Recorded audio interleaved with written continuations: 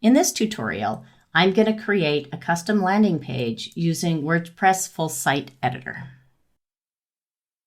A typical web page can be broken up into three specific areas: the header at the top, the content area, which is the area in the middle, and the footer at the bottom.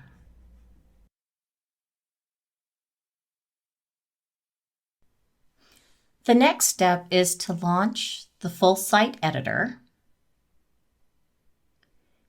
and create or edit your existing header and footer to align with what you want on your homepage. If you want your header and footer to be different on your landing page than your other pages, you'll need to create a new template part for the header and the footer. Next, you create the page that you want to be your home page, which contains the content of the home page. So everything that happens between the header and the footer, you create this as a page. Here in the example, I have an existing page called About Me that I'm going to use as my home page. In addition, you may need to create another page for your blog page.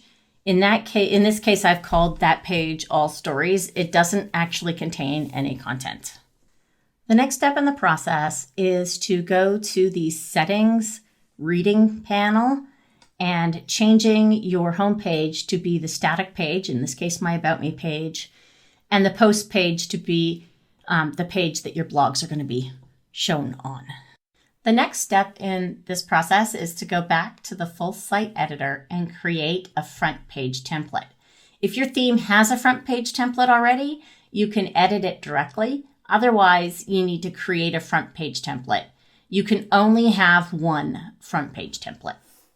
When you create a front page template, it copies the home page template.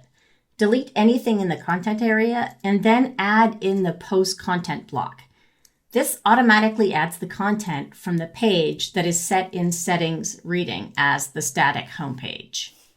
Save the page, then view your new landing page.